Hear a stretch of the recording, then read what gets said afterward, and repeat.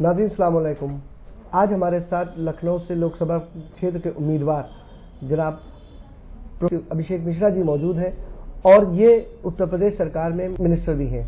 आज इस सिलसिले में आज हम इनसे गुफ्तगू कर रहे हैं क्योंकि ये आज हमारे उम्मीदवार हैं और हमारी बातों को लेकर लोकसभा में जाएंगे और वहाँ पे हमारे लिए आवाज़ उठाएंगे, हमारी बातें करेंगे, हमारे हक के लिए बात करेंगे।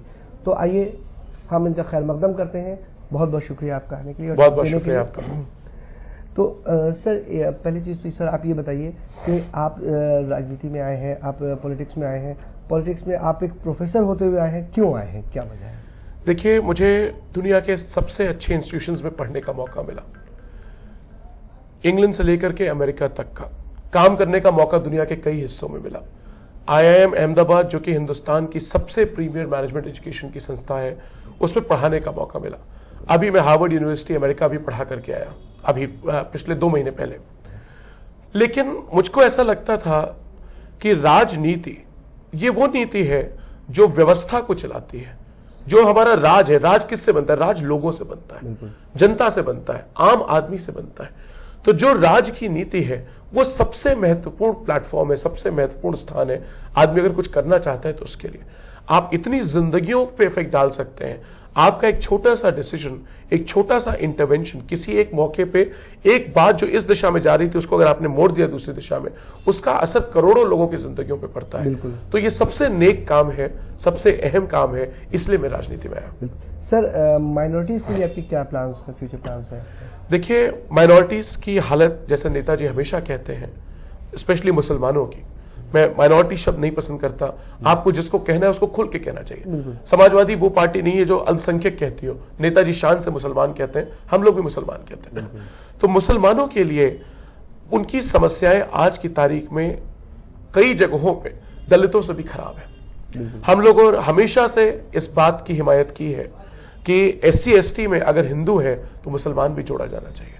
स्ट्रक्चर कमेटी की रिपोर्ट लागू होनी चाहिए। उनको जो रिजर्वेशन है, हमने पहले भी बात कही थी, हमने पत्र भी लिखा सपोर्ट में कि मुसलमानों को रिजर्वेशन मिलना चाहिए नौकरियों में, उनकी अनुपात में। लेकिन दिल्ली सरकार को करना था, कांग्रेस को करना था, इसलिए कांग्रेस ने नहीं किया। हम लोग हमेशा एक बहुत बड़ा मुद्दा लखनऊ में है, जो लखनऊ की जान आन शान मान है, वो है हमारा वीवर का काम, बुनकर का काम, जो चिकनकारी है, जो जरी है, जो आरी का वर्क है, मुर्री का वर्क है, मुकेश का वर्क है।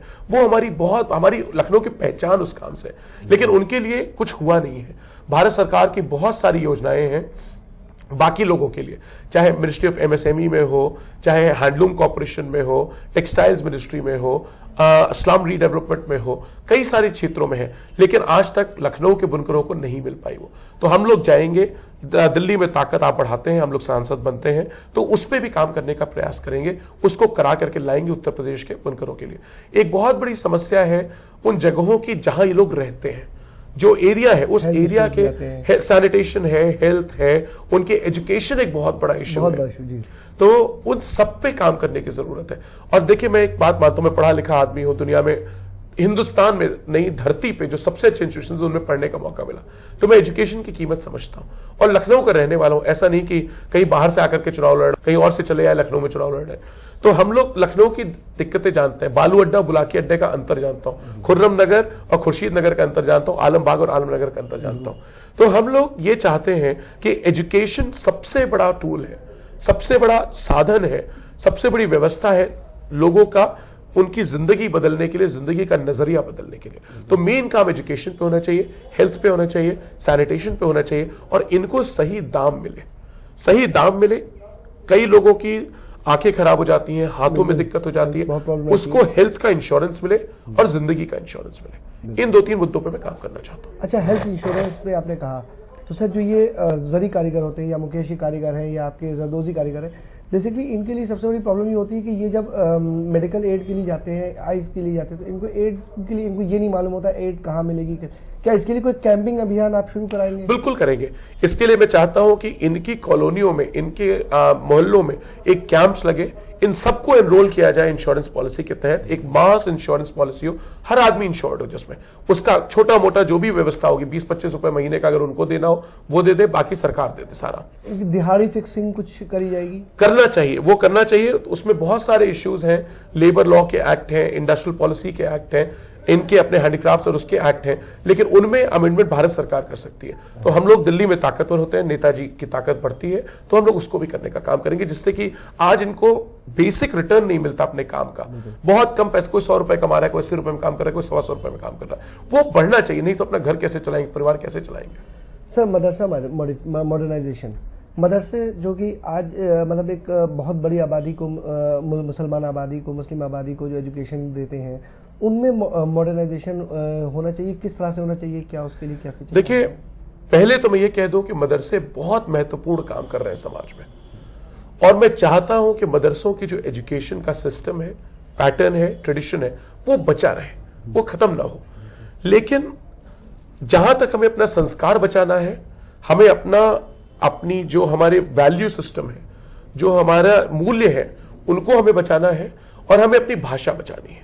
तो ये 3 पे तो हम जरूर काम करते रहे, लेकिन साथ ही साथ जो जैसे वक्त बदल रहा है, जैसे कंप्यूटराइजेशन हो रहा है, हमें आईटी की स्किल्स डेवलप होनी चाहिए, मैथमेटिक्स की स्किल्स डेवलप होनी चाहिए, इंग्लिश की भाषा डेवलप होनी चाहिए, और साथ ही साथ एक जनरल साइंसेस टाइप का, एक जनरल स्टडीज टाइप का एक सब्जेक्ट इंट्रोड्यूस होना चाहिए, जिससे कि जब वो बाहर निकले और आम समाज में जाए, जहां हिंदू, सिख, ईसाई, ब्राह्मण, ठाकुर का अंतर नहीं है, सिर्फ आपकी काबिलियत देख के काम होता है। जो प्राइवेट सेक्टर का दौर है या अच्छी ऊंची नौकरियों का सिस्टम है, उनमें उसको डिसएडवांटेज ना हो। तो वो ये तो जरूर सीखे, लेकिन नई चीजें भी सीख जाए, ये इसमें हम काम करें। सर, मदरसे से निकलने के बाद कोई भी हर आदमी, हर बच्चे को जो है वो इमामत नहीं मिलती है किसी मस्जिद में, या किसी मस्जिद में वो मौलवी नहीं बन जाता है, या किसी मदरसे में पढ़ाने नहीं लगता है। बेसिकली क्या है सर, उसके लिए एक स्किल होना जरूरी है। क्या इसमें आईटीआई सेक्टर को इंट्रोड्यूस किया जा सकता है? बिल्कुल किया जा सकता है। अभी एक हम लोगों ने बहुत बड़ा स्किल डेवलपमेंट मिशन लॉन्च किया है, हम लोग उसको बहुत सीरियसली इंप्लीमेंट करने जा रहे हैं। मैं चाहता हूं कि हर नौजवान जो निकले, वो उसको कोई ना कोई उसके हाथ में हुनर हो, जिससे कि उस हुनर से वो उस हुनर को और रिफाइन करे, अपने इल्म को जिंदगी के साथ बढ़ाए, और उसको सीख करके अपना घर परिवार सम्मान के साथ चला सके। जरूरी है सम्मान, सिर्फ काम जरूरी नहीं है, काम का सम्मान जरूरी है। सर, आपने लैपटॉप बांटे, बहुत बड़ा एक मतलब वर्ल्ड में सबसे दुनिया का सबसे बड़ा, दुनिया सबसे बड़ा हुआ कि किसी सरकार ने 15 लाख से ऊपर लैपटॉप बांटे हैं, 16 लाख लैपटॉप बांटे हैं। तो सर ये बताइए सर, हम लोगों ने 100 बच्चों से बातचीत करी, जिनसे हम लोगों को ये पता चला कि लगभग 60 to 65% बच्चे जो हैं वो तो लैपटॉप्स के बारे में फेमिलियर थे। 20% ने उससे अपना रोजगार शुरू कर लिया, जैसे किसी ने फोटोकॉपी शुरू कर लिया, किसी ने ईमेलिंग, इंटरनेट शुरू कर लिया, लोगों ने रेलवे टिकट बुकिंग शुरू कर दी। लेकिन सर, एक जो कुछ बच्चों की ये भी एक फरमाइश थी कि अगर हमारे कुछ बच्चों को लैपटॉप यूज करना नहीं आता था, तो उनके लिए क्या कोई ऐसा फ्यूचर प्रोग्राम है कि जो जिन बच्चों को लैपटॉप दिया गया है, उन बच्चों को स्पेशली क्लासेस में बुला के उनको कंप्यूटर ट्रेनिंग दी जाए? देखिए, बिल्कुल है। आज प्रोग्राम हम लोग बना रहे हैं, बहुत जल्दी इंप्लीमेंट हो जाएगा। मुझे लगता है जैसे ही चुनाव खत्म होगा, हम उसे इंप्लीमेंट कर देंगे। कुछ जगहों पे ऑलरेडी इंप्लीमेंट हुआ है, लेकिन जैसे लोगों ने मोबाइल चलाना सीख लिया था, खेलते, नौजवान में इतनी ऊर्जा होती है, इतनी ताकत होती है, सीखने की इतनी क्षमता होती है, और इतनी महत्वाकांक्षा होती है कि वो सीखना चाहता है नई चीजें। मेरा यह विश्वास है, आप जिसको लैपटॉप दे देंगे, वो उसको चलाना सीख लेगा। जो हमें मदद करने की जरूरत पड़े, वो हम कर देंगे। मैं आपको एक एग्जांपल दूं, मैं एक बच्चे के घर गया जिसको लैपटॉप मिला था, उसकी मदर सिलाई का काम करती थी। आजकल वो अपने लैपटॉप पे, इंटरनेट पे ब्लाउज की डिजाइन्स देख करके, आप उसकी मदर उस हिसाब से डिजाइन बना रही है, और महिलाओं को डिजाइन बना, तो बच्चे का लैपटॉप मदर के रोजगार पे काम आ रहा है। कई लोगों ने दुकानें अपनी, उन पे इन्वेंट्री मैनेजमेंट सिस्टम्स के फ्री सॉफ्टवेयर नेट पे अवेलेबल है कि कितना आया, कितना खरीदा, कितना गया। बच्चों ने अपने पिता के लिए दुकान पे वो कंप्यूटराइज कर दिया, कितना पैसा आया, कितना गया, वो कंप्यूटर पर रख दिया, तो उनको पर्ची लिखने की जरूरत नहीं पड़ी। गजब गजब काम कर रहे हैं बच्चे आजकल उससे। इन फ्यूचर सर, पुराने लखनऊ के लिए, और क्योंकि हम लोगों का चैनल सर दूसरे शहरों में भी जाता है, गोरखपुर भी जाता है और दूसरे शहरों में जाता है, उन शहरों में भी यातायात की जो सुविधाएं हैं, उन सब की जो मूलभूत सुविधाएं, उनके लिए आप क्या करना चाहेंगे? देखिए, लखनऊ की बात करूंगा पहले। लखनऊ में, पुराने लखनऊ के लिए, जब से नवाबों का जमाना गया, तब से किसी ने पुल नहीं बनाया। आप देखिए, लखनऊ में जितने पुल बने, सब नए लखनऊ में बने। बिल्कुल। अभिषेक मिश्रा पहला आदमी है जो टीले वाले मस्जिद के बगल में, पक्के पुल के बगल में एक नया पुल की तामीर की है, जिससे कि एक रास्ता आने का हो जाए, एक जाने का हो जाए। वो पुराने लखनऊ के लिए पहला पुल है ऑलमोस्ट 100 साल में। मैं पास बना रहा हूं कन्वेंशन सेंटर के पास, उसको चौड़ा, इतना पतला रास्ता था, रोज जाम लगता है। वहीं पे मेरा केजीएमसी है, हार्ट इंस्टीट्यूट है, लारी सेंटर है, सब कुछ वहीं है। कभी कोई प्रेगनेंसी में जा रहा हो, किसी को भगवान न करे हार्ट अटैक उसमें जा रहा हो, तो उन लोगों को दिक्कत होती थी। तो वहां उसको मैंने चौड़ा कर दिया, से वहां जैमने लगे। दो पुल बना दिए, डालीगंज का रेलवे ओवरब्रिज बना दिया, पुरानिया का ब्रिज बना के चालू कर दिया। तो हम लोग हर क्षेत्र में और बहुत बड़ा काम जो लखनऊ के लिए करने जा रहे हैं, ये मेरा चुनावी वादा भी है कि हम लोग लखनऊ को मेट्रो बना के देंगे। आप मुझे सांसद बनाइए, मैं मेट्रो बना के दूंगा, और न बनाऊं तो अगली बार आपके बीच नहीं आऊंगा। सर, एक शिकायत भी है पब्लिक को।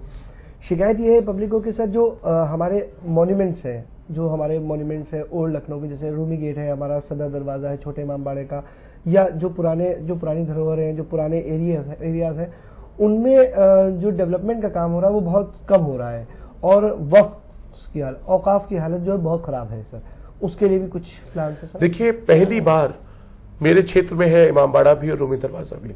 मैंने पहली बार माननीय मुख्यमंत्री से रिक्वेस्ट करके रूमी दरवाजा के रेस्टोरेशन के लिए एएसआई को पैसा दिया है। आज आप जाएं वापस, नजर ऊंची ऊपर करके देखिएगा तो आपको ऊपर काम होता दिखाई पड़ जाएगा।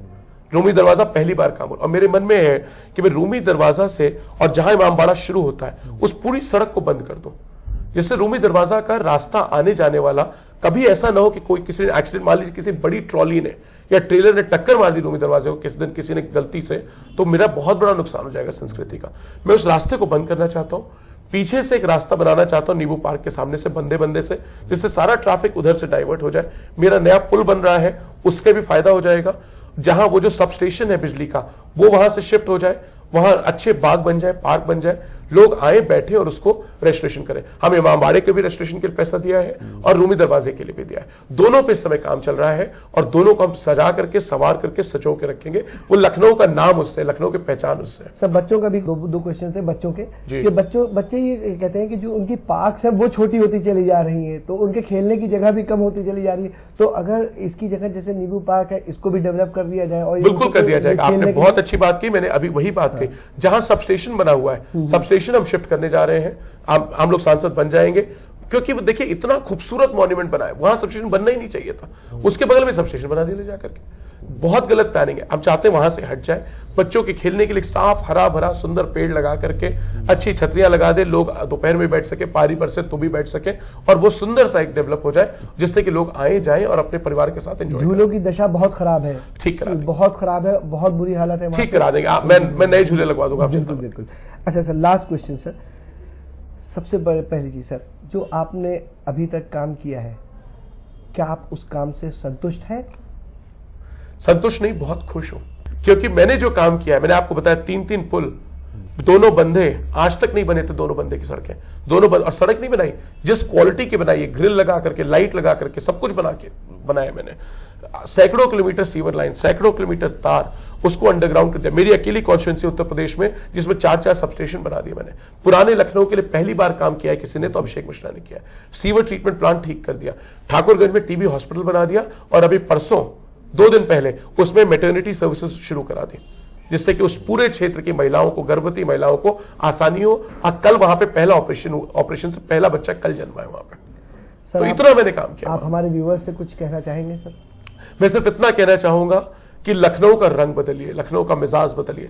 एक ऐसी पार्टी लखनऊ पे बहुत सालों से काबिज है, जो कि हमको लड़ा के, बांट के, तोड़ के, अलग थलग करके जीत जाती है। वो सिर्फ इसलिए जीतती है क्योंकि हम लोग बढ़ जाते हैं, हमारे वोट अलग अलग चले जाते हैं। वो कभी पैसा दे के किसी को खड़ा कर देते हैं, किसी को खड़ा कर देते हैं, जिससे कि मुसलमानों का वोट बटे। अब की न बटिए न टूटिए, नेताजी का साथ दीजिए, समाजवादी पार्टी का साथ दीजिए। हम लोगों ने काम किया है, आगे और मजबूती से काम करेंगे, पूरी ईमानदारी से, ताकत से, शिद्दत से काम करेंगे। नेताजी ने हमेशा मोहब्बत का रिश्ता रखा है, आज उसकी वफा का सिला देने का वक्त है। हम लोगों की मदद करिए, हम लोगों को जिताइए, हम लोग ईमानदारी से काम करेंगे, हमेशा आपके बीच रहेंगे।